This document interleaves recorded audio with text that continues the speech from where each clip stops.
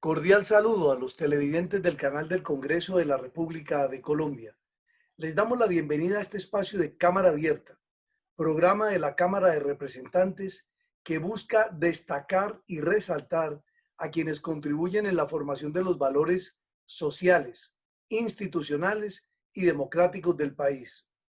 Hoy, con un invitado muy especial, se trata de un abogado muy prestante, abogado comercial y financiero de la Universidad Sergio Arboleda y egresado de la Universidad Católica de Colombia, con más de 18 años de experiencia profesional y sobre todo en el tema en que más ha sobresalido es el ser litigante de asuntos electorales y asesor de diferentes campañas políticas durante muchos años. Ha sido registrador delegado en lo electoral, director de gestión electoral y director del censo electoral de la Registraduría Nacional. Doctor Holman, bienvenido a este programa de Cámara Abierta. Querido Gustavo, un saludo muy especial para usted y para todos los televidentes. Bueno,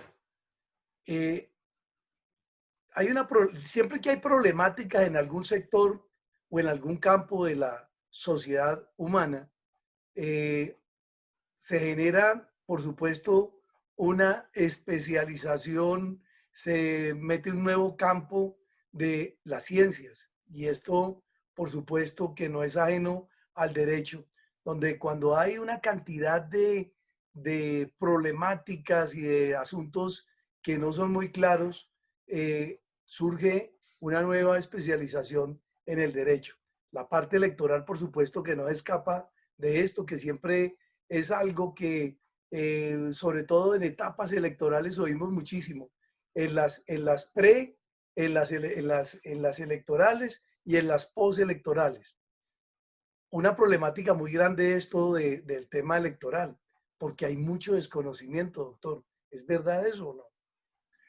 Gustavo, frente a este novedoso tema, no es tan novedoso. Mire usted que la especialización, el derecho electoral, en principio se creyó que era un hijo o una dependencia del contencioso administrativo, como quiera que es la sección quinta del Consejo de Estado, la sala electoral, la que decide los asuntos electorales. Pero se dejó de ver que existen otros puntos, otros vértices, otras aristas, que, como usted lo señalaba al principio, nacen desde lo preelectoral, cuando la registraduría prepara el momento electoral, el día electoral en sí, que la registraduría se lo entrega a los jurados de votación, y luego cuando vuelve a recibir unos pliegos electorales ya diligenciados, se lo entregan a unas comisiones escrutadoras. Esas comisiones escrutadoras en algunos casos llegan al Consejo Nacional Electoral como última instancia de lo contencioso administrativo electoral en sede de escrutinios.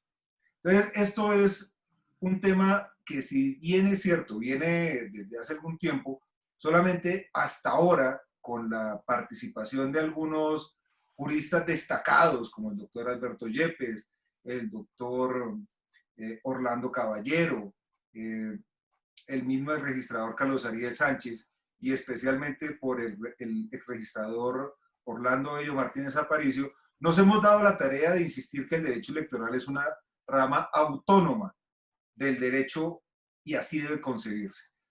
Es cierto, hay mucho desconocimiento.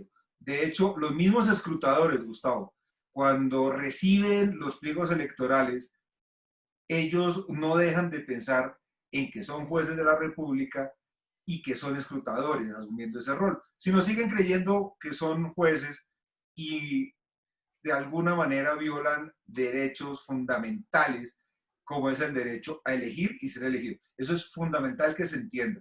El mayor desconocimiento que hay es que cuando un escrutador toma un proceso electoral, cuando un funcionario de la registraduría prepara la elección, cuando un magistrado del Consejo Electoral decide sobre asuntos electorales de su competencia, es un derecho fundamental que es, yo creo, el más fundamental, si vale la experiencia, el primero de todos, el derecho a elegir y ser elegido, porque es la base de la democracia.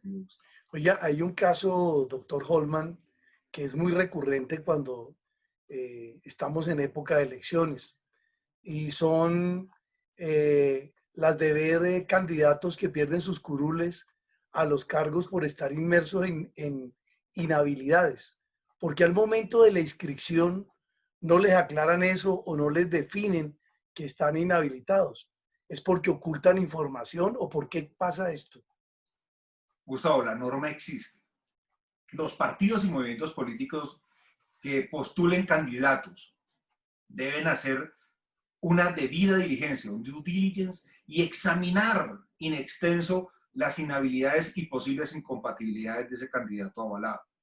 Recuerde usted que existe la norma donde el partido puede inclusive o perder la personería o la prohibición de que vuelvan a presentar candidatos que pues, han sido sancionados por presentar candidatos inhabilitados. Hay un proceso previo que se surte ante el Consejo Nacional Electoral, que es la revocatoria de inscripción. Se hace con fundamento en una información de la Procuraduría y por iniciativa ciudadana por demandas o denuncias administrativas electorales.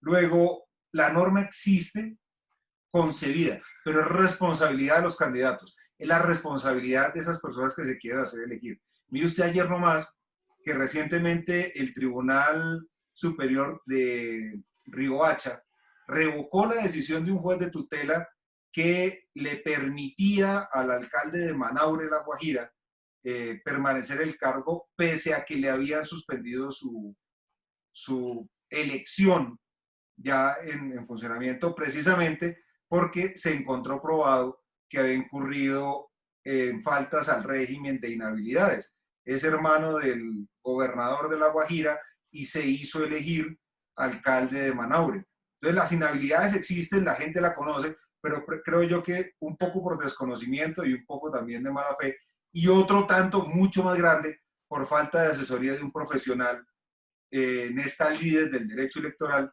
que se haga asesorar, que lo valide y que le diga, hombre, usted sí puede, y no desgaste la justicia, no desgaste la administración, como está concebido. También es fundamental que el Consejo Nacional Electoral cuente con dientes, que cuente con herramientas suficientes para poder estudiar en única instancia y muy rápidamente las demandas que se le presentan contra esos candidatos y que además de eso apliquen los criterios jurisprudenciales del Consejo de Estado en su sala electoral. O sea, aquí hay mucho por hacer. Ahora se ha presentado un código electoral ya o se va a presentar mejor, por parte del Consejo de Estado, el Gobierno Nacional y la Registraduría, el próximo 20 de julio, la reforma, un nuevo código electoral. Vamos a ver qué contiene, pero sería fundamental que le dieran muchas más herramientas, muchos más dientes al Consejo de Estado y al Consejo Electoral para poder determinar quién está inhabilitado, que salga de la contienda rápidamente y no desgasten la justicia y no desgasten la administración pública. ¿Cuánto nos va a costar la elección del próximo alcalde de Manaure si es que eso se llega? No Vamos a tener solamente eso, doctor Holman, también una cosa muy importante, que esta gente le echa diente al erario público porque se hacen elegir, y lo hemos visto en el Congreso de la República, lo hemos visto en las alcaldías, en las asambleas, se hacen elegir y devengan sueldo un año casi o dos, mientras se manifiesta el Consejo de Estado y se da pues ya una sentencia en torno a que no debe estar allá. Eso lo hemos visto seguido y esa plática se pierde. Doctor Holman, vamos a ir a unos mensajes institucionales y ya volvemos con usted y con nuestra televidencia.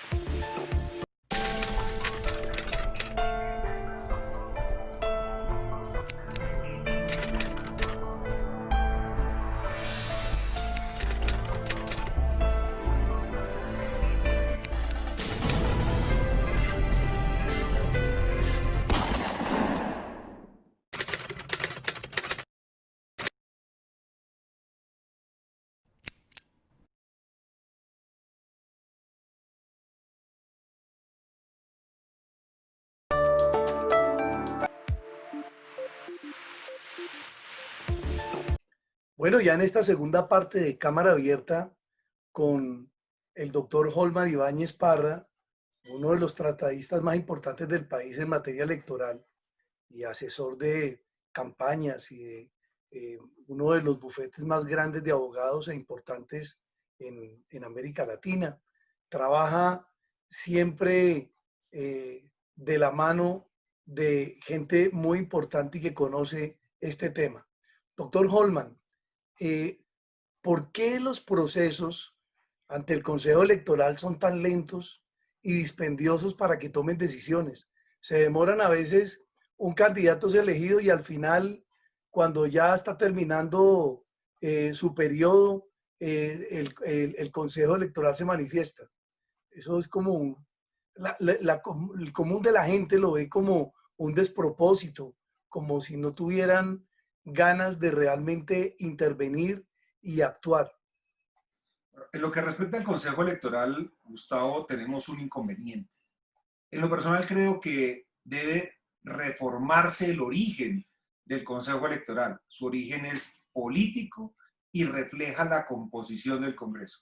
Debería ser de la misma manera, de origen político, pero elegidos todos mediante un concurso de méritos, una meritocracia de verdad que lleve a elegir a los mejores y no solamente a quienes se quemaron en determinada elección y llegan a poder o llegan a ocupar un cargo en el Consejo Electoral a pelechar, si se quiere llamar de alguna manera, excúsenme la expresión, durante 4 años porque se quemaron. Entonces se vuelve muy política la cosa, no resuelven rápido. De hecho, una solicitud de revocatoria de elección de un cliente que se lanzó a la gobernación de Arauca el año pasado, hasta hace 2 días me notificaron de la decisión del Consejo Electoral, cuando ya el señor está en otras lides, no fue elegido, pero fíjese usted, año y medio después casi se vienen a pronunciar de que el señor no estaba inhabilitado y que la queja no tenía posibilidad.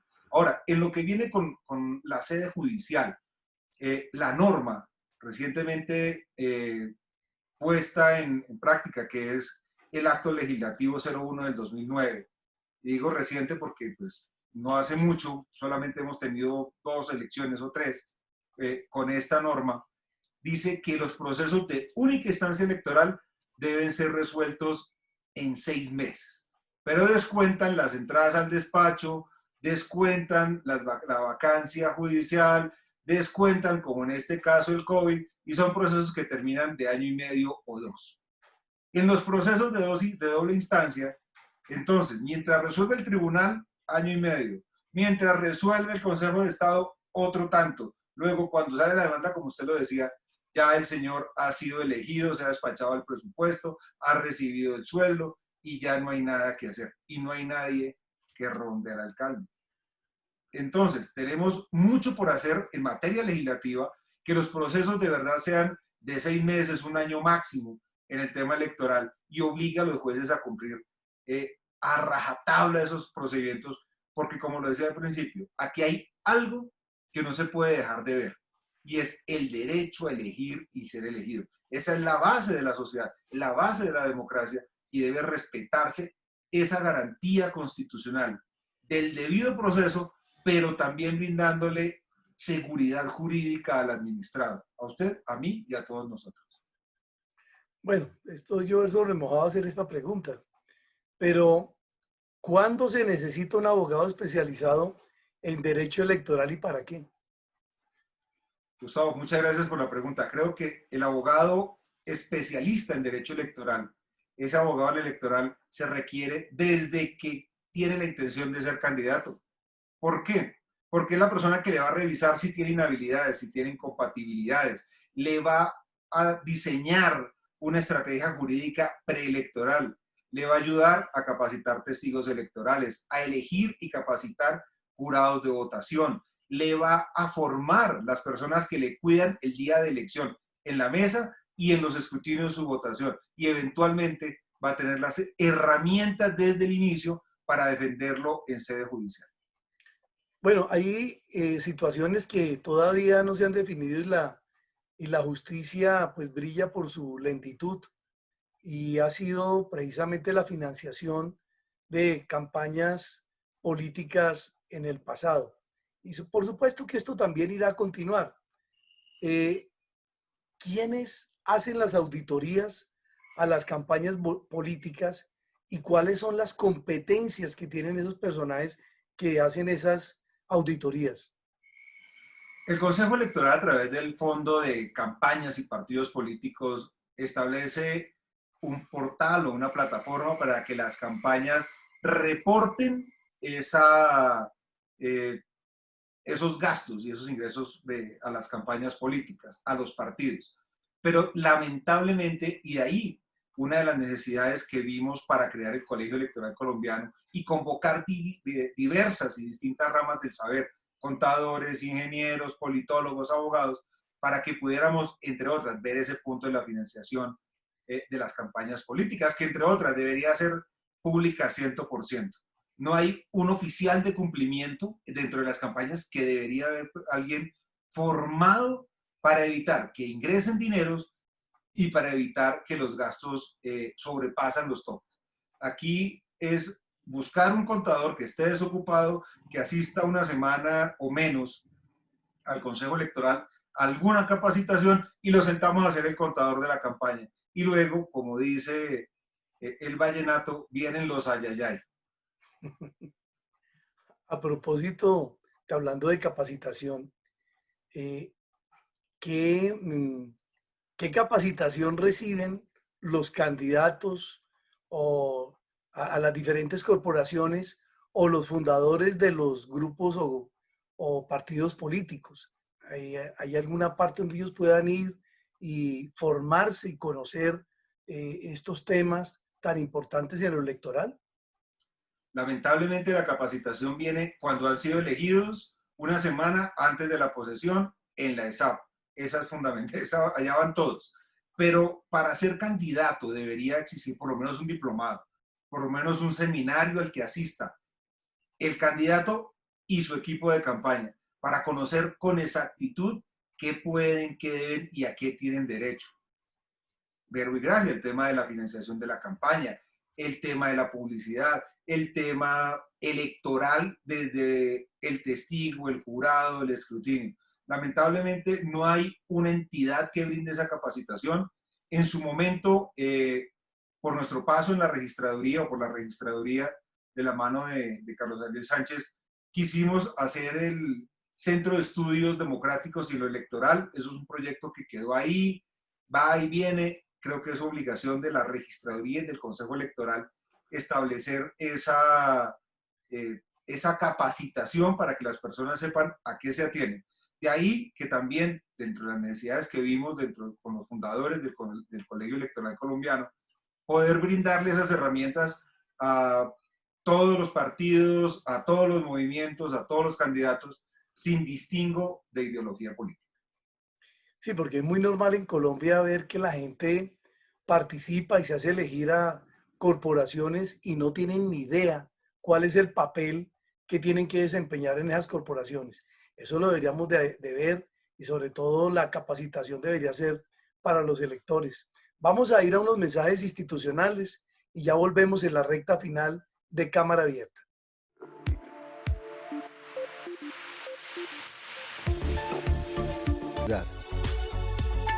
Personería de Bogotá, al servicio de la ciudad.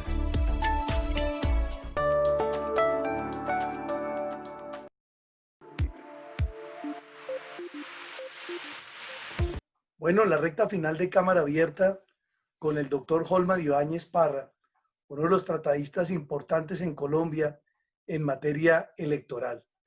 Doctor Holman, ¿con cuántas personas se puede fundar un movimiento político en Colombia? ¿Eso hay un límite o hay un mínimo, un máximo? ¿Cómo funciona eso?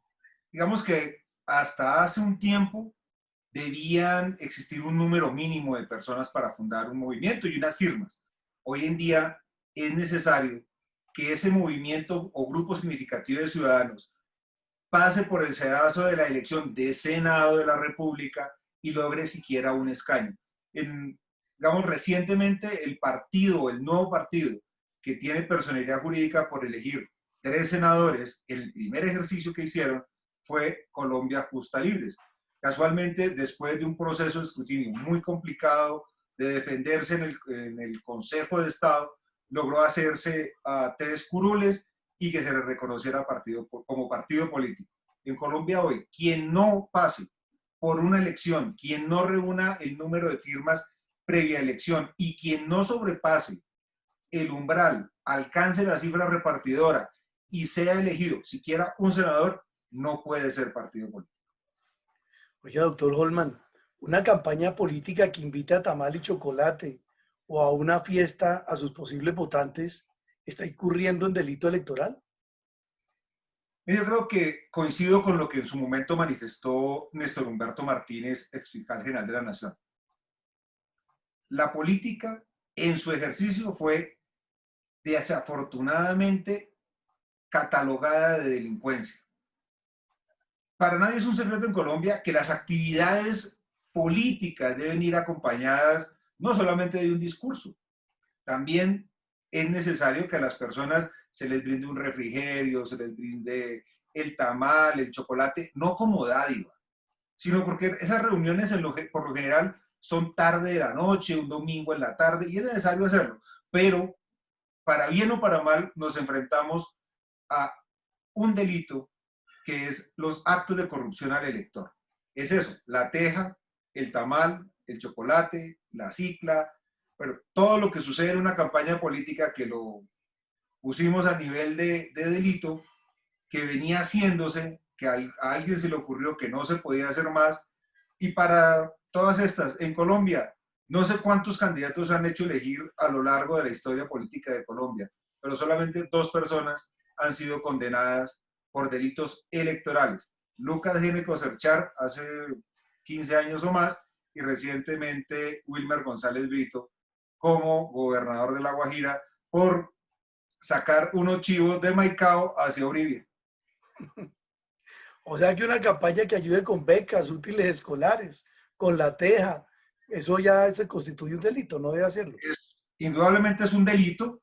Hoy, y lamentablemente, la Fiscalía General de la Nación no cuenta con profesionales formados en derecho electoral, con expertos, con especialistas en derecho electoral que le indiquen al juez de la República, al investigador, si eso de verdad es un delito o no. Aquí la transhumancia es un delito. Y yo pregunto, ¿cuántos condenados por transhumancia tenemos? 0. La financiación de campañas también es un delito. La financiación ilícita. ¿Cuántos condenados tenemos? 0. Solamente 2 por actos de corrupción al sufragante. Bueno, y ¿puede una persona que no sea indígena ni sea negro representar en las urnas esas colectividades y no pasa nada o sí pasa? Tiene que ser, si yo soy de la Asociación de Indígenas, ¿tengo que ser indígena para ser elegido? ¿O tengo que ser negro cuando estoy representando a las negritudes? Lamentablemente, Gustavo, estas jurisdicciones especiales o circunscripciones especiales de indígenas y negritudes se malformaron. Y entonces viene la constitución de la comunidad indígena de cualquier sitio del país, se constituye con una multitud de personas interesadas en solamente tener un partido político, porque ellos, a diferencia de la jurisdicción o la circunscripción ordinaria, sí pueden hacerlo solamente con una certificación de que son indígenas, de que son negritudes, se constituyen en movimiento, luego en partido, y empiezan a avalar a diestra y siniestra. Creo que ese escrutinio es mucho más complejo que la jurisdicción o la circunscripción ordinaria. Y pueden elegir blanco o negro, no solamente se requiere la certificación de la autoridad. Mire, tenemos un partido político nuevo de esa circunscripción, creo que es Colombia Renaciente. ¿Quiénes la integran? No sabemos, son negros, son afros, son indígenas, son mestizos. ¿A qué raza pertenecen? No lo sabemos. Sencillamente ya empezaron a dar avales para la jurisdicción indígena o para la circunscripción indígena, para negritudes y para todo el que le vaya y le brinde sus afectos. Doctor Holman, si un tercero ayuda eh, a su candidato y ofrece, promete o da dádivas a un posible elector o sufragante, y esto lo hace a espaldas de su candidato, sin el conocimiento de él, involucra en esa acción y en lo penal a ese candidato. Gustavo, sin ser un experto penalista, pero conocedor del derecho penal, le podría decir que de ninguna manera compromete la responsabilidad. Yo puedo hacer campaña por usted y prometerle a los electores el oro y el moro y decir que yo ya hablé con Gustavo y que Gustavo conoce y que Gustavo se compromete, y puedo firmar en mármol mis promesas de campaña a nombre suyo.